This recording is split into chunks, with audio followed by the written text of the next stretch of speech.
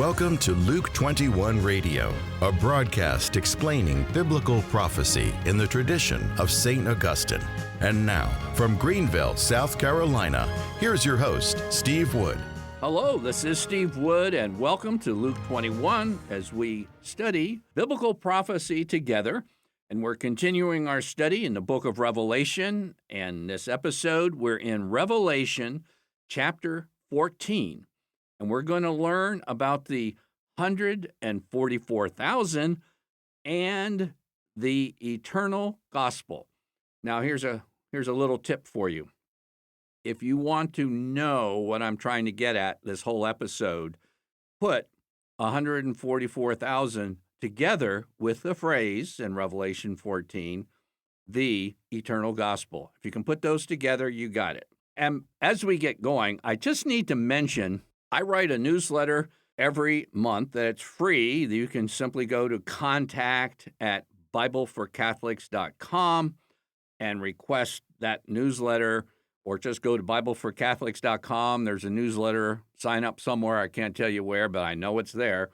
In any case, for those interested in biblical prophecy, we're taking little bits of really important information each episode and building upon it.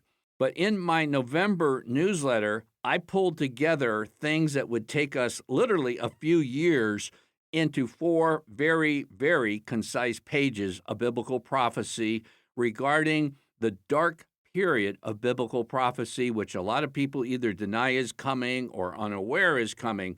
And that's all. Now, I don't do biblical prophecy every month. I kind of pray and think and come up with a theme, but that's the November newsletter on biblical prophecy, and you go to BibleForCatholics.com and do the contact at BibleForCatholics.com, because you really want the November newsletter if you want that very concise collection of statements regarding the dark crisis that we may be in right now. Okay, let's get going in Revelation 14. Just backing up, in Revelation 13, we saw the Antichrist forcing his 666 mark on the unfaithful's right hand or forehead. And he's going to have a very widespread, seemingly universal reign. In contrast, when we come to Revelation 14, all the faithful now, not the unfaithful, but the faithful, are also marked on their foreheads, but it's with God's name. And so there's obviously a contrast going on. Let me read the first 3 verses of Revelation 14. Then I looked, and behold, on Mount Zion stood the Lamb with 144,000, who had his name and his Father's name written on their foreheads. And I heard a voice from heaven like the sound of many waters, and the sound of loud thunder. The voice I heard was the sound of harpists playing on their harps. Now verse 3, this is important. And they sang a new song before the throne. No one could learn that song except the 144,000 who had been redeemed from the earth. I came across some pretty interesting truths regarding Revelation 14, so I'm not going to spend a whole lot of time telling you what I regard as errors regarding who the 144,000 are. Of course, the Jehovah's Witnesses think they're the 144,000. And when they started, they say only 144,000 are going to go to heaven, and then they grew past that number. So the first 144,000 Jehovah's Witnesses go to heaven. All the rest of the Jehovah's Witnesses stay on earth. If you think that's kind of crazy, well, let's move on. The rapture people think that the 144,000 are Jews converting during the Great Tribulation. And the error, the supreme error of the dispensationalists, that's the rapture at any moment, folks, is separating in the new covenant Jew from Gentile. And they're saying the 144,000 are only talking about Jews. And the whole new covenant is Jew and Gentile together in God's plan. So who are the 144,000? I think it's pretty easy. Here it goes. First of all, 1,000 in the book of Revelation is like, this is a really big number. It's not saying like the millennium is going to be 1,000 years and couldn't be 1,002 years. No, the idea is 1,000 is a big number. And then the number 12 symbolizes fullness. So if you had 12,000, that would be like a huge, big, enormous group.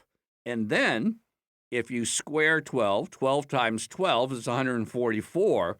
So you have fullness coupled with a really big number, coupled with that number squared. It's just to kind of like, ooh, this is like the number of stars. And that's exactly what was promised to the patriarch Abraham back in the book of Genesis.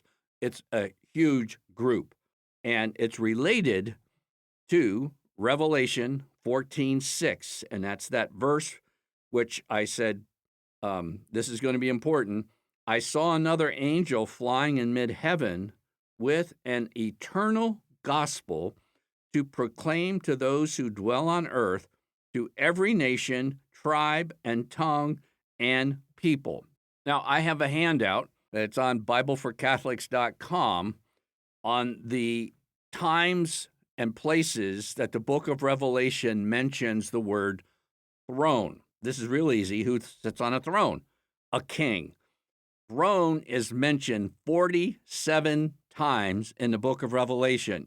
You could say this is a really important concept, if not a key concept, for the book of Revelation. So if you want that, remember, contact BibleForCatholics.com or just go for BibleForCatholics.com. But it takes 4 pages. I print out all of those times the word throne is mentioned. And if you want to put the entire book of Revelation into a sentence, you could say the book of Revelation focuses on the absolute sovereign kingship of Jesus Christ in conflict with the kingdom of the Antichrist. So in Revelation 13, we saw the Antichrist setting up to have worldwide dominion, having this universal reign, his tyranny over everyone, forcing the mark, forcing people to worship him. And then in contrast, you have Jesus Christ in Revelation 14, and he is the sovereign king. This isn't an equal contest. He is the great sovereign over everything created. Now, how do we know that? Well, it says that this angel flying in heaven with an eternal gospel.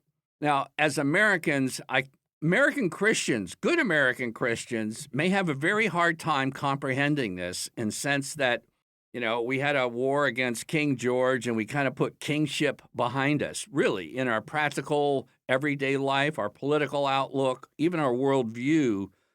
But the word gospel in the Roman Empire and during the first century, it simply meant a royal proclamation, particularly with Caesar or something one of his great generals had done. It was an official royal proclamation. And Matthew, Mark, Luke, and John are royal proclamations of a great king. So is the book of Revelation, about the same thing. And very often we kind of miss it with all of these. Astute scholars, biblical scholars, will tell you that our notion of the gospel comes from some key Old Testament passages, one of which, an important one, is Isaiah 52:7, which says, "How beautiful upon the mountains are the feet of him who brings good tidings." And if you look at the Greek Old Testament, the Septuagint, that's the word for gospel, who brings gospel, who publishes peace, tidings of good, who publishes salvation, who says to Zion, "Your God reigns." And in 3 words, that defines what the gospel is in Revelation and in Matthew, Mark, Luke, and John. And we don't have kings in the United States, so we very easily miss this. Your God reigns. And this is what Revelation 14 is talking about, the eternal gospel. But what is the eternal gospel? What's the eternal part of it? Well, if you come across something in Revelation that you're a little unsure of, and even if you think you're sure of, remember what I said to you, what makes Revelation different from every other book in the New Testament, it's that it has an abundance of allusions to Old Testament passages. And a lot of the imagery comes straight from these allusions to the Old Testament, and Revelation has more of them than any other book in the Old Testament.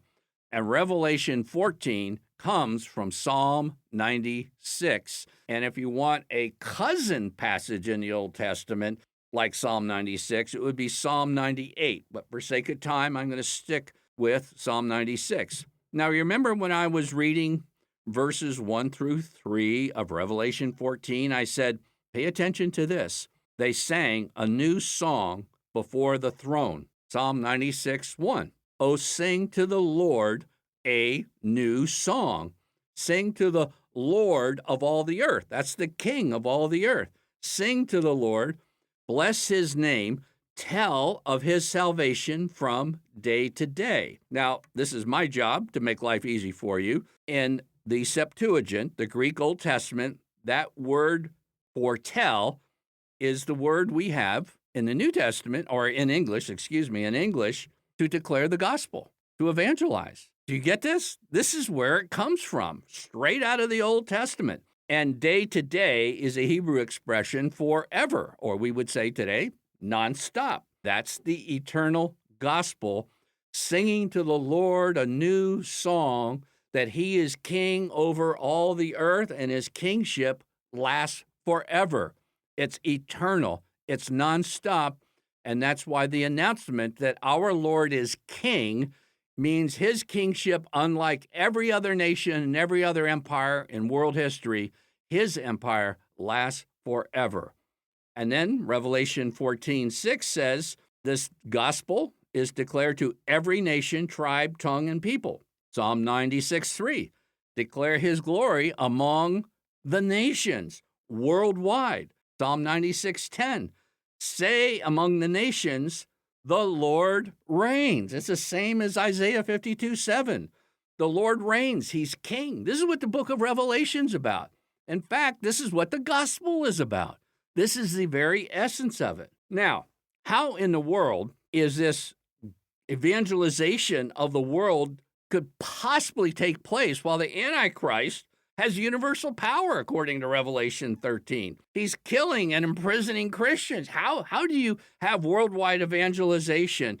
How do you have this great move among the nations when the Antichrist is in power? Well, here it is. There's a messianic strategy for the conquest and conversions of the nations, especially in the end times. But it comes in two stages.